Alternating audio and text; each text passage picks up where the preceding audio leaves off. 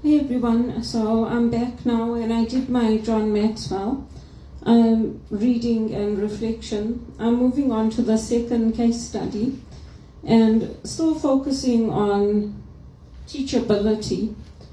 So this is 2 Kings 5, 1 to 15, and it's basically looking at how timing is important, how delegating is important, and also who we can learn from in our journeys. The first question is, Naaman listened to the advice of the young girl who served his wife. What does this tell you about Naaman? So he didn't dismiss the wisdom of a child. He didn't say, I'm not going to listen to her because she's not part of my kingdom. She's just a servant girl. He listened to her whether she was a servant or not, and she had sent a message, so she didn't speak to him directly. So you see how she delegated that.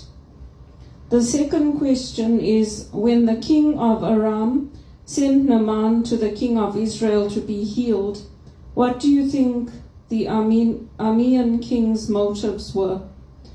So I think his motives were because he was a commander in his army. He wanted him to be well. He wanted him to be healed for the sake of his army. And he was a commander in the army of the king of Aram. Through him they had gotten victory. So as a soldier in service to the king, he wanted him to be well because he had won battles for him. So obviously he would want him to get better. He wouldn't want to lose somebody who was as important as that to him. And then the third question is, why did Naaman act angrily when the messenger gave him Elisha's instructions? How did Elisha's treatment of Naaman differ from what the general was used to? What did Naaman expect? Why didn't Elisha greet him? So Elisha had delegated this instruction that was given to somebody in his realm as a messenger. And you often find that people are delegated as messengers. That's what I do in my work. When I work as an administrative assistant or when I work supporting others, I'm the messenger, I'm the go-between person. And often messengers are angels or they're people that are assigned to give a message, just like the little girl was. She gave a message in this. So Elisha sent somebody to give him a message. And why was he angry? He wanted Elisha to pray for him, to issue a command and heal him, just like as an army general, he would have done it. He would have issued a command and it would be done. And you see that in the New Testament with the centurion. When the centurion goes to Jesus and says, my servant is at home sick, but just say the word and he will be healed. And Jesus gives the command. Elisha doesn't do that here. So that's why he was angry, because he had a command and control mindset. He didn't want something delegated. So instead of giving this command, he gives him a more gentle, feminine approach. He tells him to go and bathe in the river. And to make it worse, he doesn't tell him to go and bathe in their rivers. He tells him to go and bathe in the rivers that are for the Israelites.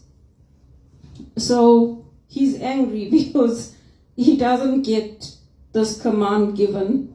And Elisha didn't come out to meet him because he was under the king's authority. So he wasn't under God's authority, he was under the king's authority. So he sent a messenger. And when messengers are sent, messengers are often messengers of peace. That's why, like in the workplace, some people salute you. Here in Canada, I found it very weird, but they salute you. It's like peace. So it can be very weird if you don't grow up here. You don't understand what they're doing. But So this message is sent through the messenger. And then the fourth question, what do you think Naaman learned from this process? Do you think it changed him? If so, how? So he learned to receive the message.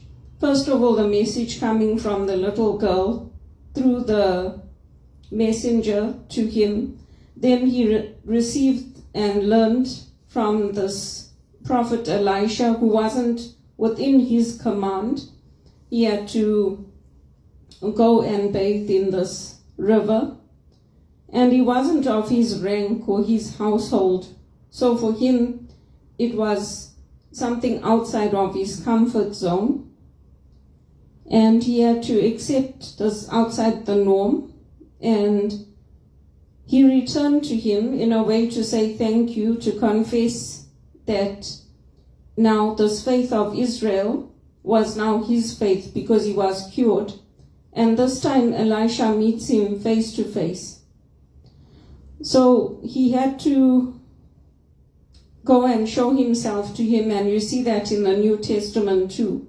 When people are healed, they are sent to the priests by Jesus when they're cured of their leprosy to go and say that they are healed now.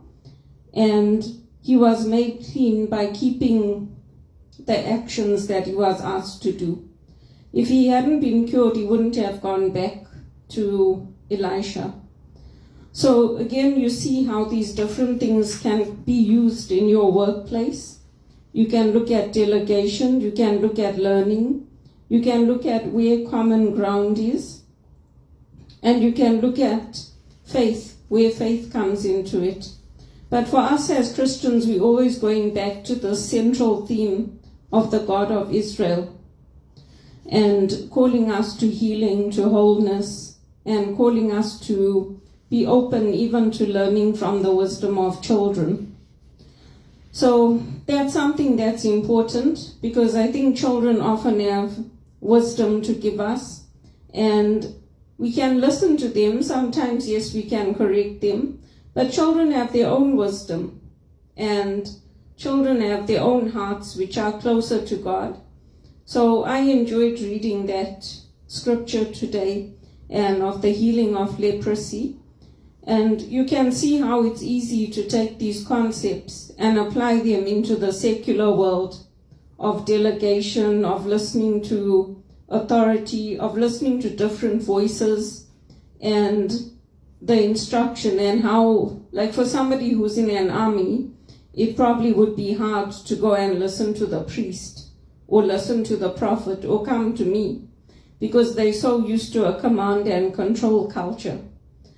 So that's important to learn, and I think that's part of the reason that women have a problem in the workplace, because it's a command and control culture, which is very different from doing spiritual direction and welcoming people into a space, asking them to quiet down, quiet their breath, reading the scriptures, and then focusing on the faith. It's very different. So you have to wear many different hats in the workplace, but it's something that you can take with you and you can apply it in a different way. And all of John Maxwell's teachings are from the Bible. It's just taking it and thinking about it from a leadership capacity and then applying it. So I hope that helped you. My appointment went well. I have more appointments coming up. It never ends here in Canada. We always have this and that and that. And I miss Zimbabwe in that way, because I'm like, you know what, when your time is up, your time is up. But I keep it because you have to here. You have to keep all these appointments. So that's it for today. I'm still keeping at my job applications. I'm still applying for work. And I have worked with children. I worked with children in the parish. I used to do the children's liturgy, play games with them, sing with them. And I enjoyed it, all the little children. So that's all I have for today. And if you do hear of work for me, or you're looking for a facilitator, a speaker, then let me know. I'm going to be helping the Jesuits for the first time. On April 1st, they've asked me to help to facilitate something online. So that will be new for me, and I'll be learning in the process, seeing what they're looking for.